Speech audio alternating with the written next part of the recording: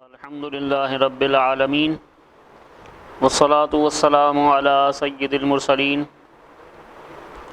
أما بعد فأعوذ بالله من الشيطان الرجيم بسم الله الرحمن الرحيم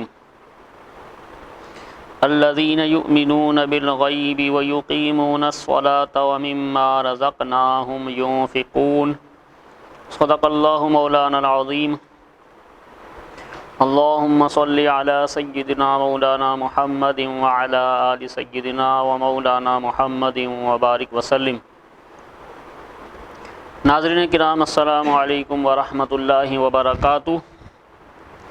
الحمدللہ ایک مرتبہ پھر ہم آپ کی خدمت میں درس قرآن میں حاضر ہیں۔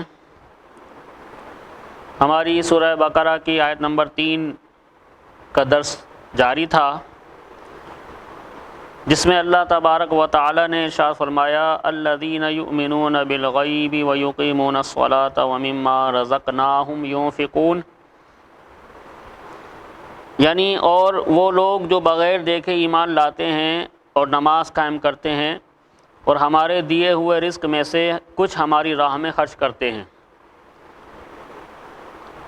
اس آیت میں اللہ تبارک و تعالی نے متقین، جن کا ذکر پہلی دوسری آیت میں ہوا تھا کہ ھدی للمتقین، یعنی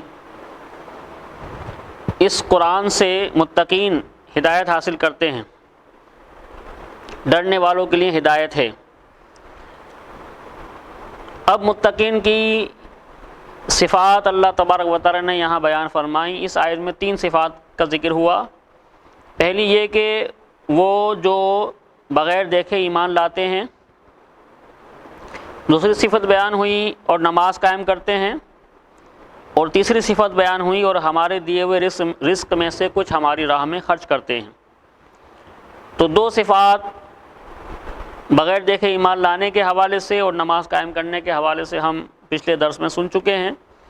آج انشاءاللہ ہم وَمِمَّا رَزَقْنَاهُمْ يُنْفِقُونَ، اور ہمارے دیے ہوئے رزق میں سے کچھ ہماری راہ میں خرچ کرتے ہیں، آیت کے اس حصے سے ہم اپنی گفتگو کا آغاز کریں گے۔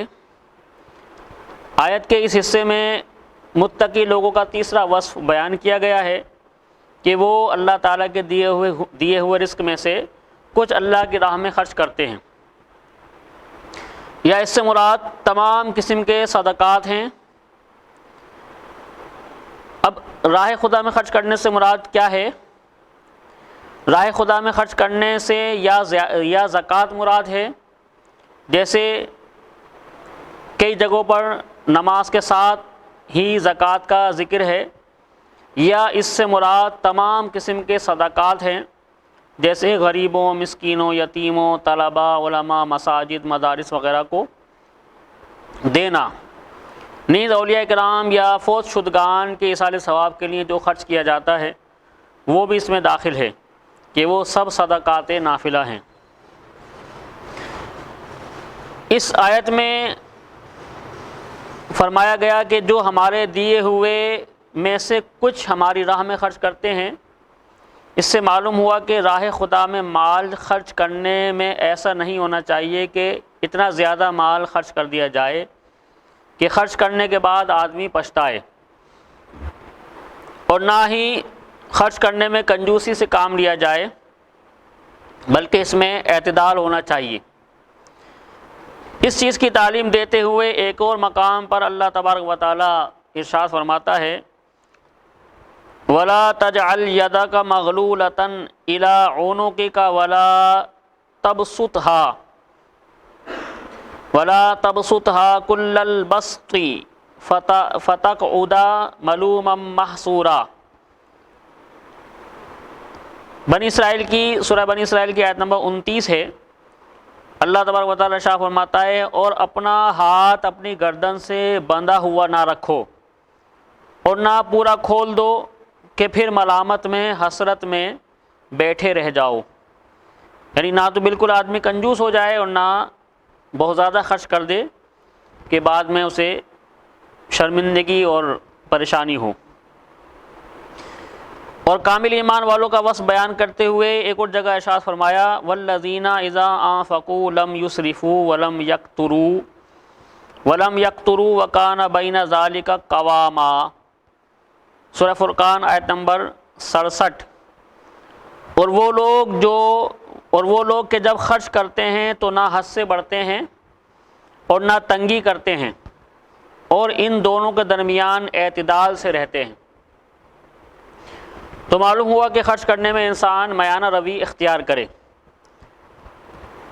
سورہ بقرہ کی آیت نمبر 4 میں اللہ تبارک و تعالیٰ ارشاد فرماتا ہے والذین یؤمنون بما انزل الیک وما انزل من قبلک وبالآخرۃ هم یوقنون، اور وہ ایمان لاتے ہیں اس پر جو تمہاری طرف نازل کیا اور جو تم سے پہلے نازل کیا گیا، اور وہ آخرت پر یقین رکھتے ہیں۔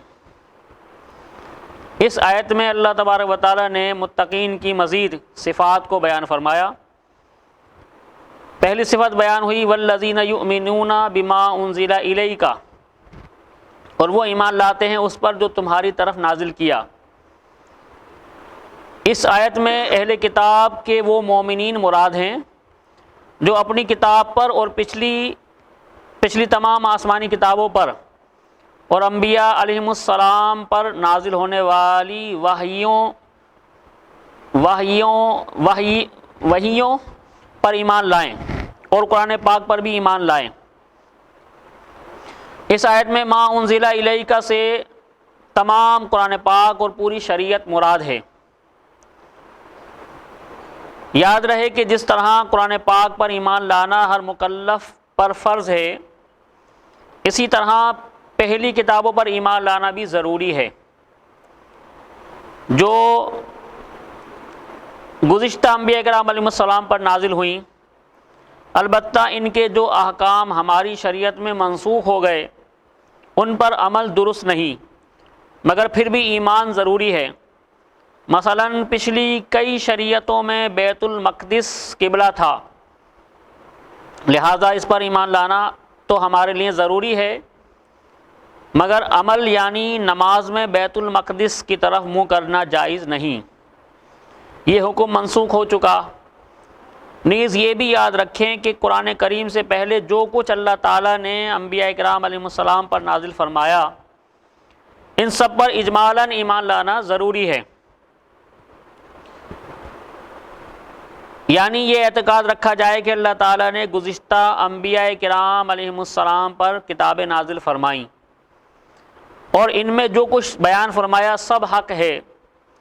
قرآن مجید پر یوں ایمان رکھنا فرض ہے کہ ہمارے پاس جو موجود ہے اس کا ایک ایک لفظ اللہ تعالیٰ کی طرف سے ہے اور برحق ہے، بقیہ تفصیلاً جاننا فرض کفایہ، لہذا عوام پر اس کی تفصیلات کا علم حاصل کرنا فرض نہیں، جبکہ علماء موجود ہوں جنہوں نے یہ علم حاصل کر لیا ہو۔ اسی آیت میں مزید اللہ نے ارشاد فرمایا وبالآخرۃ ہم یوقنون، اور وہ آخرت پر ایمان رکھتے ہیں، یعنی متقی لوگ قیامت پر اور جو کچھ اس میں جزا و حساب وغیرہ ہے سب پر ایمان، یعنی ایسا یقین رکھتے ہیں کہ اس میں انہیں ذرا بھی شک و شبہ نہیں۔ اس میں اس بات کی طرف بھی اشارہ ہے کہ یہودیوں اور عیسائیوں کا آخرت کے متعلق عقیدہ درست نہیں، کیونکہ ان میں سے ہر ایک کا یہ عقیدہ تھا کہ ان کے علاوہ کوئی جنت میں داخل نہیں ہوگا، جیسا کہ سورہ بقرہ آیت نمبر 111 میں ہے۔ اور خصوصاً یہودیوں کا یہ عقیدہ تھا کہ ہم اگر جہنم میں گئے تو چند دن کے لیے ہی جائیں گے، اس کے بعد سیدھے جنت میں، جیسا کہ سورہ بقرہ آیت نمبر 80 میں یہودیوں کی اس بات کو اللہ تبارک و تعالیٰ نے بیان فرمایا۔ اس طرح کے فاسد اور من گھڑت خیالات جب ذہن میں جم جاتے ہیں تو پھر ان کی اصلاح بہت مشکل ہو جاتی ہے۔ اللہ تعالیٰ سے دعا ہے کہ وہ ہمیں صحیح طور پر قرآن کو سیکھنے، سمجھنے کی، عمل کرنے کی توفیق عطا فرمائے۔ وما علینا الا البلاغ۔